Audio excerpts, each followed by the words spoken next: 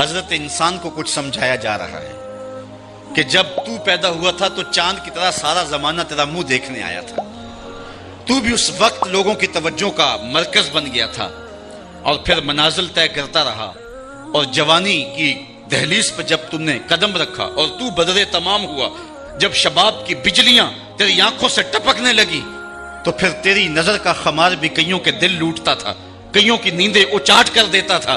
جس طرح چاند جب جوبن پہ ہو تو چکور کا دل لرزتا ہے، اور سمندر میں جوار بھاٹا پیدا ہو جاتا ہے، لہریں اٹھتی ہیں، طوفان پیدا ہوتے ہیں، تو جب بندہ بھی جوانی کی دہلیز پہ ہوتا ہے تو وہ بھی طوفان اٹھاتا ہے، دلوں میں جوار بھاٹے پیدا ہوتے ہیں۔ تو وہ لمحے بھی آئے کہ تو نے دلوں کی بستیاں اور دلوں کی دنیا پر ہلچل پیدا کر کے رکھ دی۔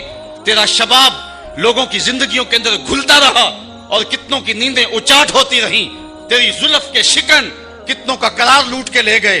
لیکن پھر وہ لمحہ بھی آیا، حتی آدھا کل ارجون القدیم، پھر بوڑھا ہو گیا، پھر تجھے کوئی دیکھنے بھی نہیں آتا، کوئی تجھ سے اداس بھی نہیں ہوتا، بچے بھی کترا کے گزر جاتے ہیں۔ کہا انسان ذرا چاند کی منزلوں کو دیکھ، یہی چاند کتنا پیارا تھا، اور آج اسی چاند کو کوئی دیکھتا بھی نہیں ہے۔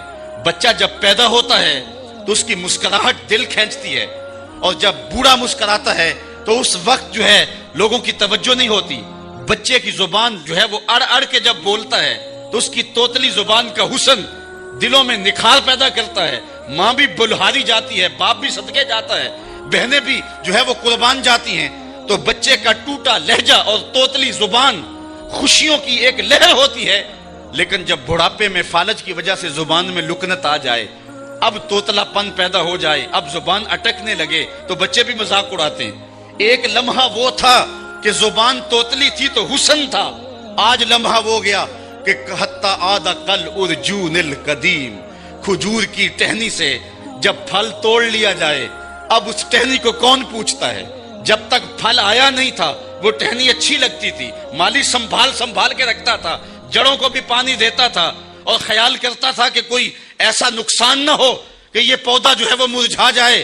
پھر جوبن پہ آیا، اور جب کھجوریں لگیں تو اس نے پھر رسیاں بھی باندھی اور کھجوروں کو سنبھالنے کے لیے سب کچھ کیا۔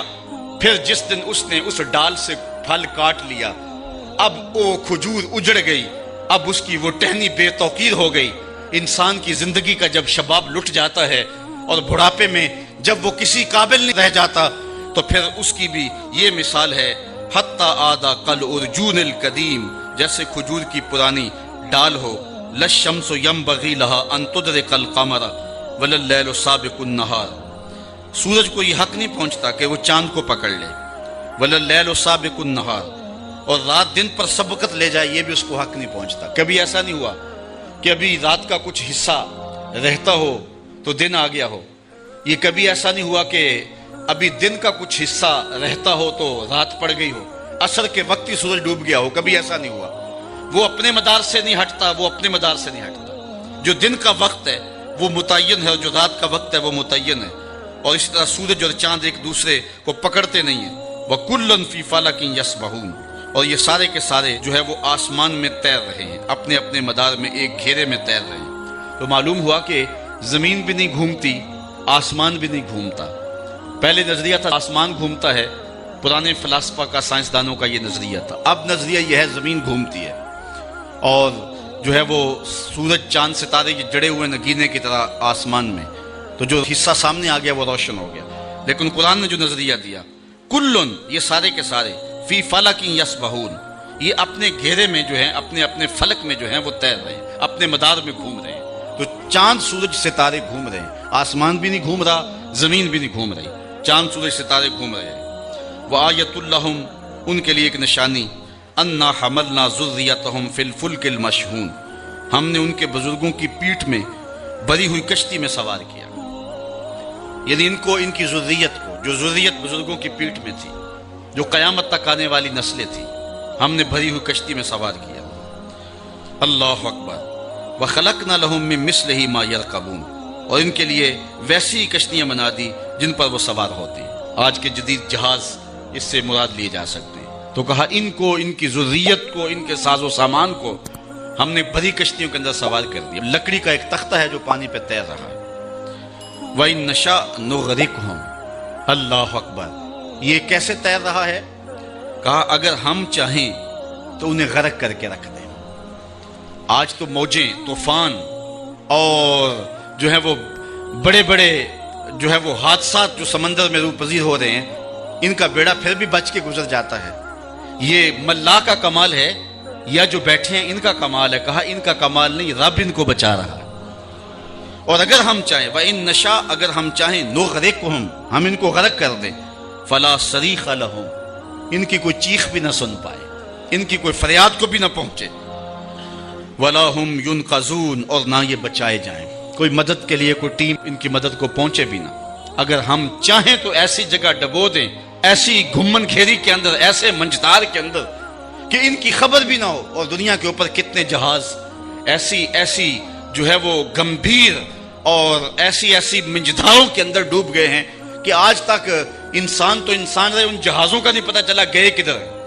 تو اللہ فرماتا اگر ہم چاہیں تو ایسی جگہ ڈبو دے جہاں ان کی کوئی فریاد بھی نہ سنے، ان کی کوئی آواز بھی نہ سنے، الا رحمتا منا، لیکن ہم ان کو بچا رہے ہیں، کیوں؟ یہ ہماری رحمت کی وجہ سے بچ رہے ہیں۔ ومتاعا الی حین، اور ایک وقت کے لیے ان کا برتنا ہے، ان کی موت ان کی زندگی کی حفاظت کر رہی ہے، اس وجہ سے یہ بچتے آ رہے ہیں کہ موت کا بھی وقت نہیں آیا، پیغام اجل ابھی نہیں آیا، تو یہ سمجھتے ہیں ہم بچ کے آگے، تم نہ بچ پاتے، یہ بچانے والا بچا رہا ہے جس نے تمہاری موت کا وقت مقرر کیا ہے، جب تک اس متعین وقت پہ نہیں پہنچو گے تمہیں کوئی نقصان نہیں پہنچا سکتا۔ اور جب وہ وقت آ گیا تمام تر قوتیں، تمام تر طاقتیں جو ہیں وہ بے بس ہو جائیں گی۔ شیخ سعدی نے لکھا ہے یہ سانپ جو ہوتا ہے نا، سانپ، اس کا پاؤں نہیں ہوتا، یہ اپنے جسم کو بل دے کر کے حرکت کرتا ہے اور آگے جاتا ہے۔ اور ایک جانور ہے کن کھجورا اسے کہتے ہیں، اس کے 100 پاؤں ہوتے ہیں، 100 پاؤں۔ تو یہ سانپ اور اس کی آپس میں دشمنی ہے، کبھی کن کھجورا کہیں نظر آئے تو سانپ پھر اپنی ایڑی چوٹی کی ہمت صرف کر دیتا ہے اس کو شکار کرنے کے لیے، چونکہ اس کی یہ مرغوب غذا ہے۔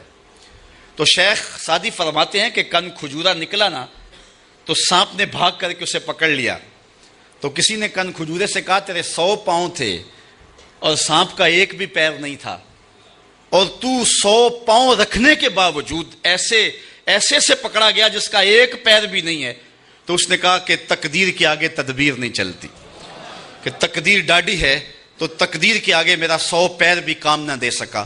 تو جب تقدیر آ جاتی ہے، موت آ جاتی ہے، تو کوئی تدبیر کام نہیں دیتی ہے، اور جب تک موت نہیں آتی ہے تو پھر زندگی کی موت خود حفاظت کرتی ہے۔